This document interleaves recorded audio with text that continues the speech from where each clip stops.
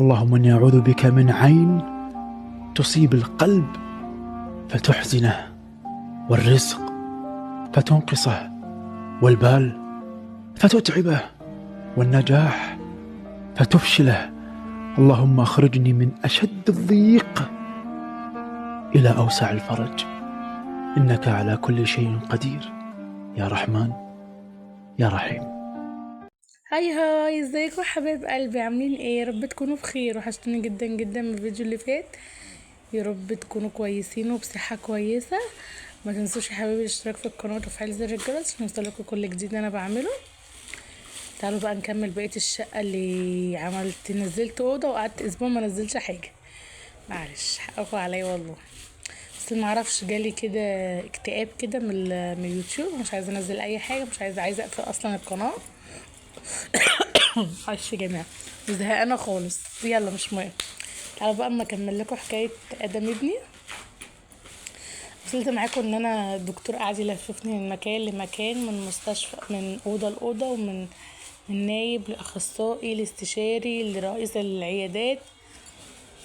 المشكله انه بعدين بقى يعني بعد اللي حصل ان هو حدد لي، زي ما قلت لكم، ان حدد لي بقى ان احنا نعمل فحص قاع عين بس تحت تخدير. يعني هو اتبنج ودخل زي اوضه عمليات كده صغرى واتعمل له فحص لعينه. هو طلع بعد الفحص ده الدكتور قال لي ان هو عنده حاجه وراثيه، وحاجه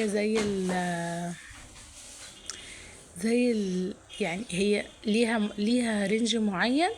لو زاد بيبقى ميه زرقاء، بعد الشر يعني، ربنا يبعد عنه يا رب. وان هو لازم يتعمل له متابعه، ولازم ياخد قطره. كتب لي على قطره دي بتاعه ضغط العين. قال ان ضغط العين عنده مش مظبوط، اللي هو بيؤدي لي يعني بعد الشر الميه الزرقاء. ولازم امشي على القطره دي 6 شهور، وبعدين ارجع كل شهر ارجع اعمل تاني الفحص واشوف ايه قاع العين عامل ايه والدنيا فيها ايه. فانا كل ده بعمله في بوريش طبعا. فانا رحت واخده التقرير اللي هم ادوهولي بتاع ضغط العين والفحص اللي عملوهولي في العمليات، ورحت رايحه على دكتور هنا كبير عندنا. طبعا انا بعد ما رحت له قال لي ايه ده، لا مش عارفه ايه، وهو كلامهم صح بس مش محتاج متابعه ولا حاجه. هو ممكن بس يكون هو متاخر شويه في الرؤيه. في اطفال كتيره بتتولد بتتاخر شويه. اداني على علاج قطره كده وقال لي ايه تعالي بعد اسبوع. رحت جبت القطره وسبت بقى القطره اللي انا جبتها اللي هي الاولانيه دي اللي مش عليها 6 شهور دي، سبتها. ورحت بقى جبت القطره اللي قال لي مش عليها اسبوع، جبتها واديتها له. وبعدين رجعت له تاني بعد اسبوع، قال لي لا هو الحمد لله وضغط العين كويس المره دي. خلاص سيبيه بقى وتعالي تاني بعد ايه بيبقى عنده 3 شهور، 3 ونص. تعالي. انا كنت رايحه له وهو عنده 2.5 شهر كده. قال لي هو انتي عملتيله وفحصتيله مخ واعصاب؟ قلت له لا ما كشفتش مخ واعصاب. راح قال لي لا انتي محتاجه بقى في القطره بقى خالص، ومحتاجه تروحي مخ واعصاب. ماما لطف عيني. حاضر. فانا بعدين بقى رحت ايه رحت حاجزه بقى مخ واعصاب. مخ واعصاب كمان، مش اللي هو تحجزي وتروحي. بص عيني. ثانيه لولا ثانيه عشان بتكلم. فحجزت، والحجز كان بعديها باسبوع. دكتور كبير برضو هنا في المعادي. والحجز بعديها باسبوع، وبتروحي الساعه 6 الصبح تحجزي في دور حوارات يعني عشان نخش. المهم ان انا رحت حجزت ومش عارفه ايه. فالدكتور شافه وبص عليه وقعد ينوله كده في عينه، ومش عارفه يخبطه على حاجات في رجليه. المهم ان هو قال لها ايه هو محتاج رنين مغناطيسي على المخ. عين بص. فانا قلت يا نهار ابيض على الحوارات اللي انا فيها. فاداني قال لي انا هكتبلك دواء كده زي مخدر يتخدر وهو رايح يعمل الرنين عشان ما يقعدش يتحرك وكده. فاخدنا الدواء المخدر ورحنا عملنا الرنين. ولما الرنين طلعت بعديها ب3 ايام رحنا له. قال ان هو عنده مشكلة في المخ، ان هو بينمو بطيء شوية، فهو ده اللي مأخر عنده الرؤية. فراح مديني علاج، علاج كده زي فيتامينات كده. وقال لي ايه تعالي لي بعد شهر. قلت له ماشي. خدنا العلاج ورحنا بعد شهر. هو بعد الشهر ده ابني بقى ايه بقى، لما يشوف نور يستجيب، بقى ماشي كويس، مش بيمشي قصدي يعني، اللي هو عينيه بقت بتتحرك مع النور. مثلا تسقفي له يبصلك، الاول ما كانش يبصلك، يعني كنت تسقفي هو مش بيبصلك اصلا. فرحت بقى بعد الشهر وقال لي طب الحمد لله بدأ العلاج جاب نتيجة، خليكي ماشية على العلاج ايه تاني، خليكي ماشية عليه فترة، وكل 3 شهور تجيبيه. قلت له خلاص ماشي.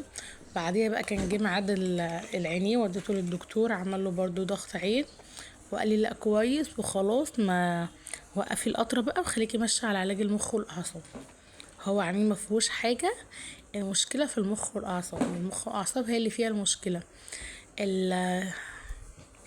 مش عارفه اقول لكم، مش عارفه اجيبها لكم بالظبط، بس في موصلات بتوصل من المخ للعين ان هي تشوف، يعني مثلا زي مثلا لما تيجي تتلسعي فالمخ يدي اشاره ايديكي ان انت تشدي ايديكي، فبرضه المخ فيه سنسور كده بيوصل للعين ان هو العصب بتاع العين ده ان هو يتحرك ويشوفه كده. هو ده كان متأخر عند ابني، فمع العلاج ومع بقى الفيتامينات اللي الدكتور اداله مش عارفه ايه بقى كويس الحمد لله، بس طبعا محتاج متابعه. هو قال لي تعالي بعد سنه اعملي الرنين تاني، بس انا بصراحه ما روحتش، ما عملتش الرنين، لاني لقيت ان ما شاء الله ابني بقى كويس وبقت الدنيا كويسه. ورحت كمان لدكتور العين، بصراحه دكتور المخ واعصاب بقى بخاف ان انا اروح على دكتور المخ واعصاب احسن يطلع فيها حاجه كبيره ومش عارفه ايه، فبقيت متابعه مع العين. فالعين قال لي لا ان هو خلاص بقى كويس والحمد لله، وان علاج المخ واعصاب هو اللي عمل معاه كده.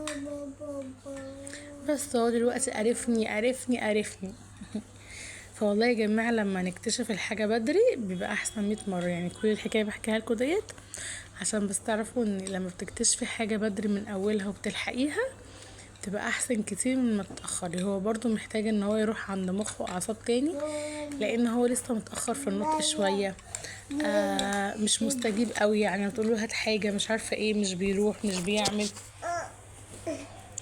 فاللي هو لا هو لسه محتاج شغل. حتى الدكتور لما رحت له اخر مره بتاع المخ واعصاب فقال لي احمدي ربنا ان انت اكتشفتي ان ده بدري، لانه ده بياخد فتره، بياخد وقت عقبال ما بيبقى كويس.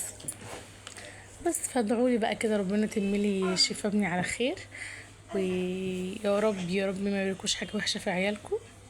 بصوا بقى شايفين انا قربت اخلص الاوضه تقريبا، انا بقى لميت وكنست ومسحت والدنيا جميله معايا. حبايبي متنسوش الاشتراك في القناه وتفعيل زر الجرس، ويا رب يكون فيديو خفيف عليكم يا رب وتكونوا استمتعتوا بيه، ويا رب ابقى لذيذه كده وخفيفه على قلوبكم. خلاص بقى مسحنا وفرشنا، هنروق بقى الانتريه كده. الانتريه ايه يا دوما؟ حاضر يا حبيبي.